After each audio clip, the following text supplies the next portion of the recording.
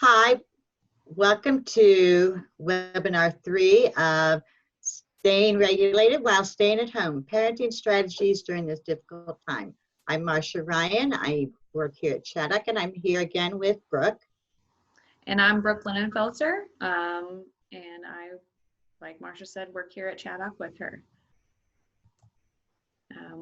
When we're talking about COVID-19 and how the stay-at-home orders have impacted our house, some of the things that you might be experiencing is high tension in your home. The family members are becoming easily frustrated. There's misplaced energy, boredom, and then lack of that emotional space where we can regulate ourselves. So where to start? Understanding the different tolerance levels, expanding that window of tolerance, and then staying in the right mindset. So it's really important to understand that sometimes we respond and we really don't know why we respond, but it's actually because in times when we're stressed out, our brain chemistry changes. And so here is an example of what we call the window of tolerance. And in the middle is the optimum, what we want our window of tolerance to be. You know, it's interesting because the brain chemistry happens like all throughout the day. Your brain chemistry changes. So like your cortisol's peak first thing in the morning. So that looks like when you first get out of bed, you want to sleep in, and all of a sudden your eyes pop open and you're like, no, it's Saturday, I want to sleep in. That's your cortisol level saying, nope, time to get up, let's get moving. And throughout the day, your cortisols ebb and flow. And so you might find, like in the afternoon, you're kind of draggy, your blood sugars have dropped. This is your brain chemistry changing throughout the day. Sometimes your brain chemistry, when we get stressed, goes too high or goes too low. Hyperarousal, we call it the too high, hyperarousal. If it goes too low, it's too little of arousal. So we want to try to keep our window, what we call window of tolerance, into the optimum arousal.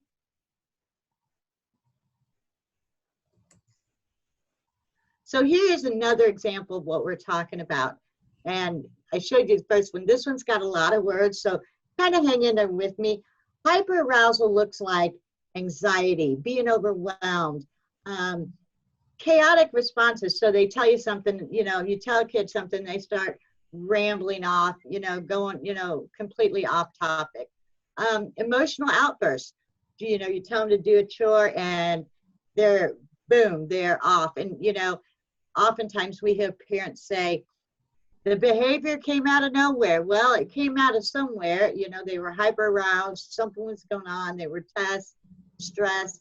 They were, it looks like anger and aggression. It looks like they're rigid. They can't go out of their little routines. So that's what hyper arousal looks like. When we look at hypoarousal, that means it's just like zone off. These are the kids, they just want to lay around, lay in bed, completely shut down. They have memory loss. You tell them to do something, and an hour later, you're like, didn't I tell you? And they honestly don't remember. They go on autopilot. They just kind of float through the day, really not connecting with anybody, not displaying any emotion. They're just zoned out. They have really yucky feelings. It's that yuckiness on the inside, and they just don't know how to explain it. So that's hypo and hypoarousal. We want to keep them where, when what we call their comfort zone, when they are emotionally regulated, when they have a big feeling and they're able to calm it. We call that self-regulation. The ability to regulate their own emotional state.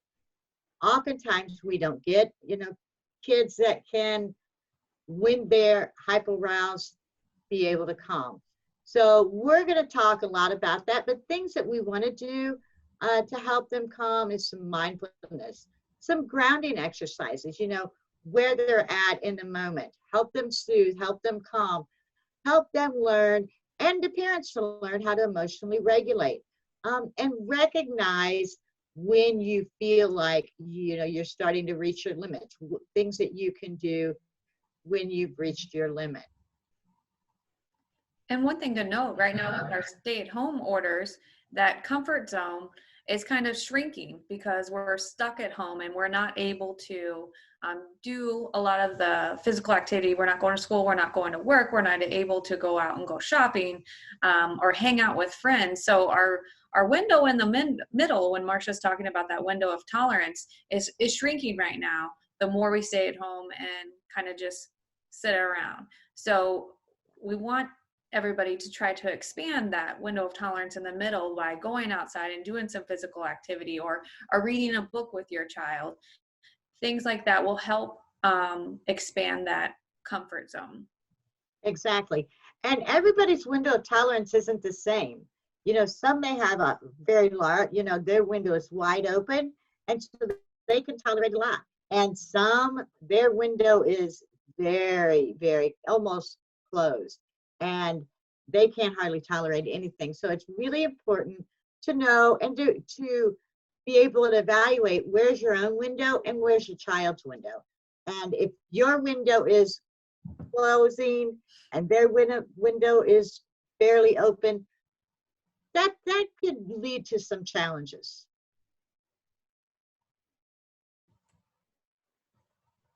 So we need to understand how adults' behaviors can impact children. Not intentional by any means, just say that, not intentional, but understand that sometimes we do things as adults that begin to close the window of tolerance for children. So we brought a short clip to be able to see this.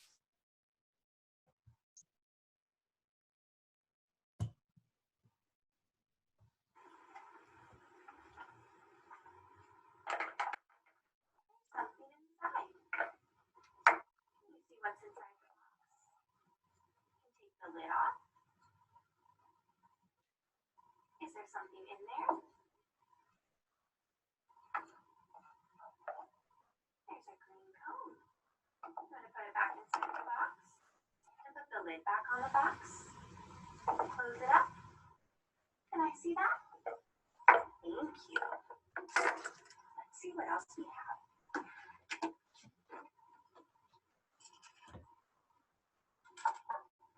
Look at this. See?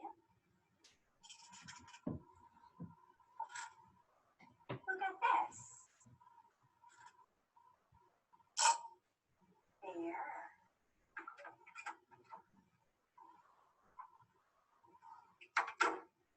Hi, Teresa. I'm going to sit here and read a magazine. Okay. That's Kelly. Kelly's going to sit and read a magazine.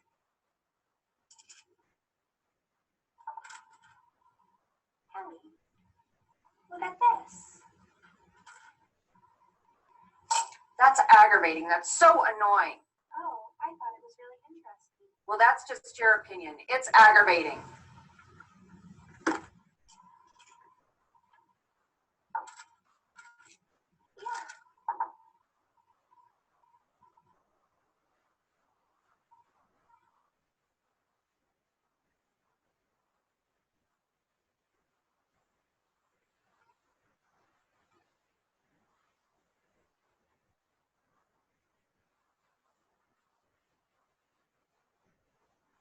Can I see that? Thank you. I'm going to go now, Teresa. Kelly's going. Bye-bye.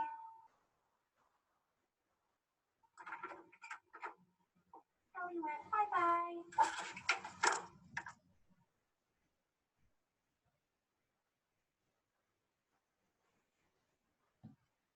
So watching that video, the lady that kind of spoke in a harsh tone was talking to one lady, but if you notice, that really impacted the little girl. She was engaged, she was playing, and then the tone happened. You could see her window of tolerance almost shut. She froze, she quit playing, she went, you know, she completely just disengaged from what was going on. the emotion. So understanding that that was a small interaction, but sometimes our small interactions, when our window, when we have, our window is really closed and we get a little sharp, impacts others around us. And this can be an example in the home right now that's going on, like when the governor does his talk every single day, his press conference, and let's say the press conference goes on, we get some news that isn't really that great, our COVID cases continue to go up, or the stay-at-home orders get continued, and then we have a set of parents that are talking afterwards, and there's some frustration in their voice, and their kids are in the room, and their kids are starting to feel that tension. Even though what the parents are discussing has nothing to do with the kids, that tension in the conversation impacts the kid and then starts to shrink that window of tolerance area, because they kind of start tensing up with their parents. Exactly. So we have 3 different states of mind. We have our emotion mind and our reasonable mind. And then our wise mind is when we have balance between that reasonable mind and the emotion mind. So emotion mind is when our behavior is driven by our emotions alone. We don't have any logic in there. It's just strictly what we are feeling. We're reacting without thinking. We are more likely to act impulsively. And the emotion mind can be positive and it can be negative. So a positive emotion mind could be that, we're told that the stay-at-home orders have been lifted. Your kids are all excited. They get to go hang out with their friends. So that's when the emotion mind has kind of taken over, but it's in a positive manner. Whereas it could be in a negative manner when your child's just frustrated with the whole e-learning process, and they are just acting out because they don't want to have to do their homework anymore. And that's when they're in that complete emotion mind. Being in the emotion mind can always cause problems. Not necessarily. Like if you can keep it together, you get that excitement right away when stay-at-home orders are lifted, and then you can move on. If you can do that, it doesn't always cause problems. So that reasonable mind is the behavior is driven by thoughts and logic. That's when you're actually thinking through the cause and effect. So if this happens, then I need to do this. And it's kind of like a robot. And we hear about those concrete thinkers. If you hear of a concrete thinker, that means that they are in their reasonable mind quite often. And this can also be positive and negative.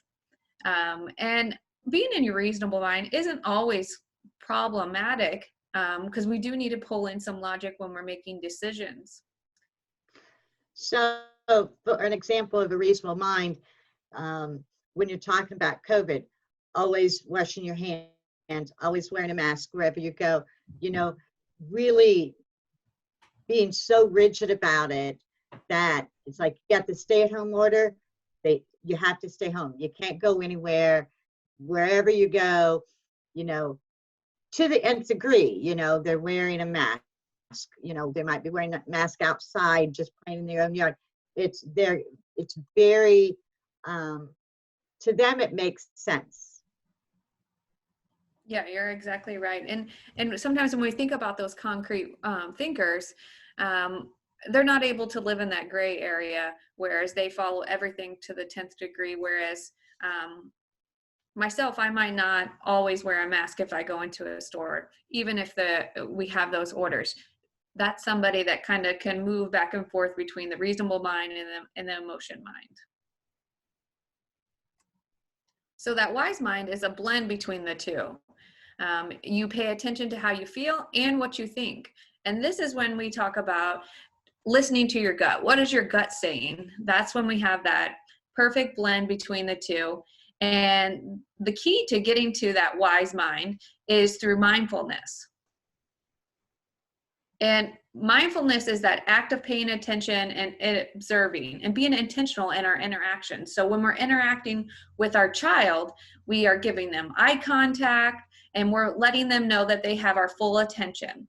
And we're in the moment. We're not thinking about the 15 emails that we have to answer, or we're not thinking about that press conference that's coming this afternoon.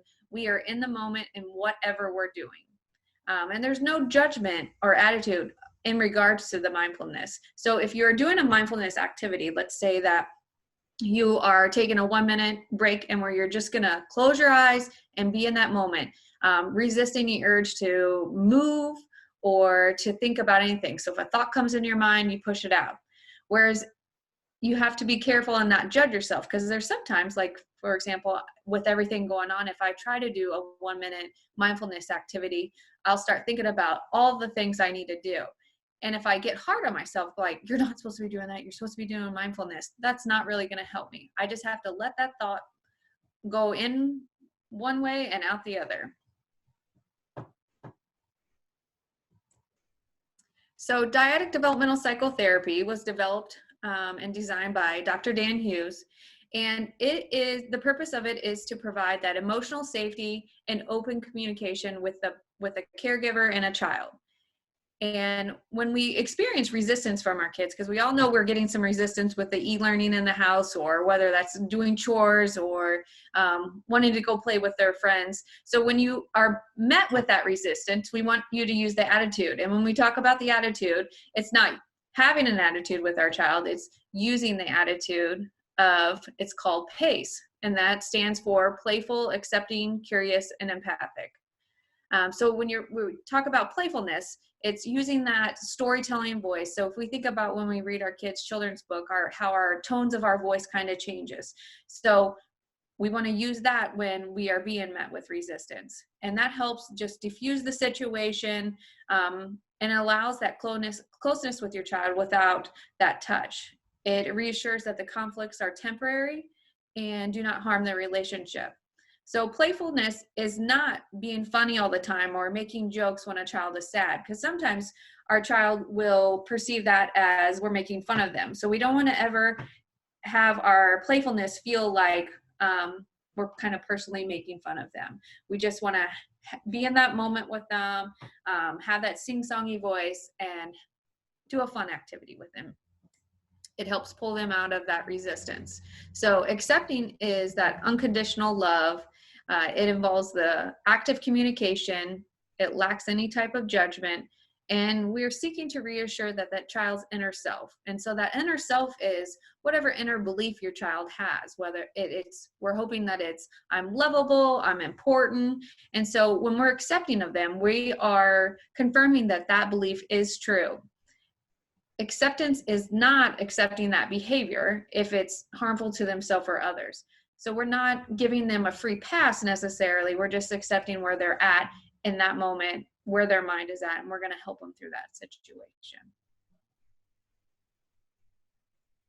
So curious is, again, without judgment, and we're trying to seek the meaning behind the behavior. So why is your child acting out in that moment? We want to understand so we can help them through that situation. So it can be, I wonder if you're feeling frustrated right now and you need to take a 5-minute break from schoolwork. Or tell me about your Zoom call that you had with your teacher. We're just trying to be curious to find out what the meaning under that behavior is. And being curious is not lecturing and say, why did you do that? Because right away when we use those type of statements, we put them on the defense, and we're really not going to get anywhere with that. That's when their window closes completely. Mm-hmm. When you Right start away. putting them on right away. Yes. And then empathic is that child's inner life is important to the adult. The child is genuinely feeling that the parent cares about them, understands where they're at in that moment.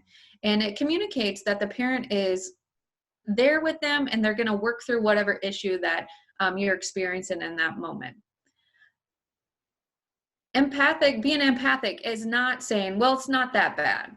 So a situation can be that, let's say your child, the seat on their bike breaks and you're like, oh, it's not that big of a deal, but your child's crying and they're upset about it. And you're like, oh, not a big deal. We can get that fixed. A different way to approach that is, oh, I see that your seat broke. I'm sure you're pretty upset about that right now. And maybe adding some touch in there, put your arm on their shoulder, because when we say, well, it's not really that bad, we're kind of just disregarding their feelings in that moment. And that kind of goes along with, you know, being empathic to particularly teenagers that really kind of were able to hang with their friends, drive around town, go places, and now, you know, parents are telling them stuck at home. You know, as parent of older kids, it's like, you know, we want to say, you know what, we didn't have a car when we grew up. Well, that's not empathic, okay? We have to be genuinely with them and empathic and say, yeah, you know what, it really does stink that everything's shut down. You can't go hang out with your friends. You can't go play at the park, and I'm sorry about that. You know, I wish we could all go do something. So taking your emotion, you know, because we're all frustrated with it too, and just holding them and be empathic to them.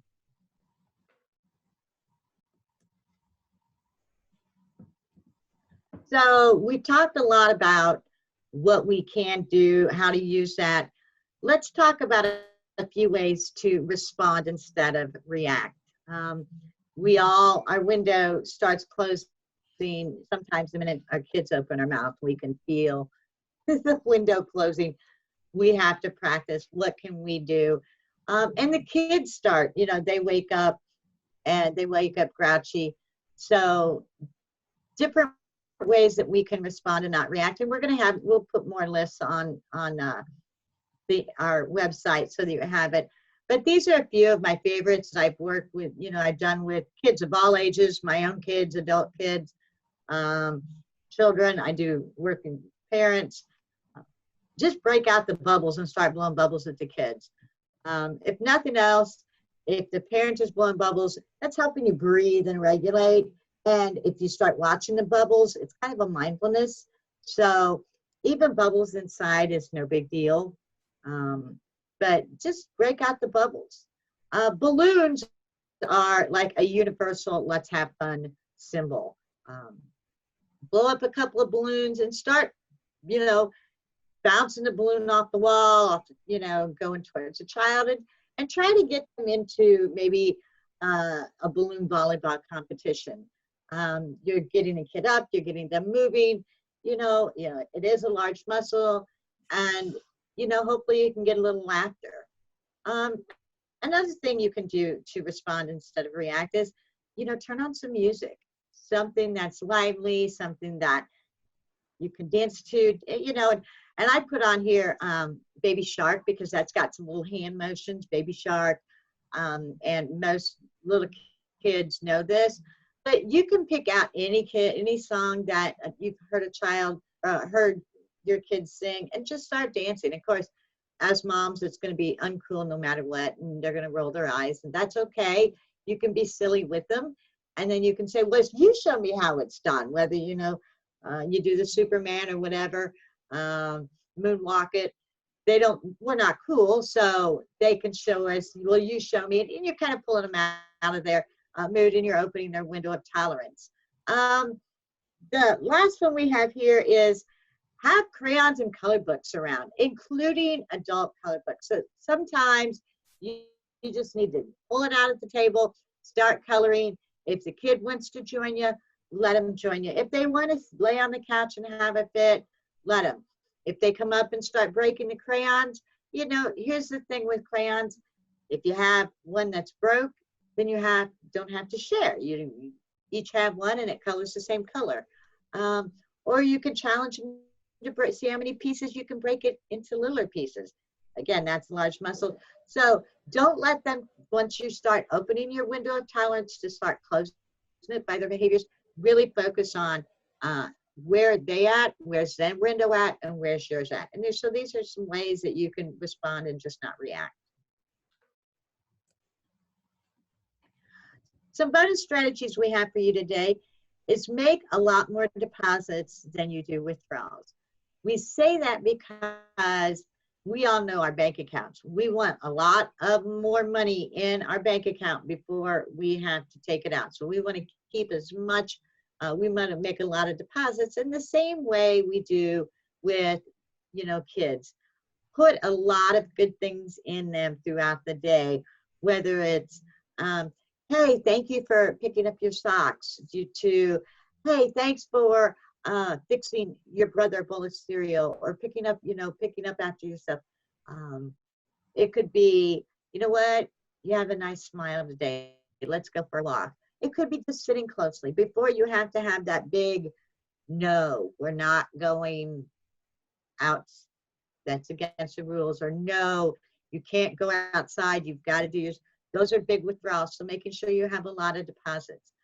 Your last bonus strategy for today is connect before correcting. Make sure that before you give consequences, before you have to, get onto them, that you're okay. You're in your window of tolerance is where you can, be there for them and stay there with them before you have to get onto them. And another important piece to that connecting before correcting is if we give ourselves an opportunity to connect with them, we're more likely to be in that wise mind ourselves and not emotionally throwing out consequences. Because we know, we all as parents have those moments where we're like, you're grounded. But then we think about it and it's like, well, it's really not the direction I wanted to go with it. So giving yourself an opportunity to get in that wise mind before we do correcting. Yeah, we've all, I think, kind of been grounded for life at least once in our lifetime. It's okay to turn around and say, a little bit later, say, wow, I really blew that one. Can we do that again? And say, it wasn't okay, but what I said wasn't okay too. So yeah, good point. Yeah, and what you just shared is that's showing how to role model when you make a mistake to your kids and how to repair that. So that's a good example. If you like these ideas, you can, we have a lot more in our book, Raising the Challenging Child. It is on Amazon. You can look it up. A lot of great techniques. And just remember, you got this. You know your kid, you know yourself. You can do this. We're here to support you. And we're going to offer another chat with Chaddock on Thursday from 5:30 to 6:30. Come with your questions and we'll be happy to do our best to answer them. Thank you. Thank you.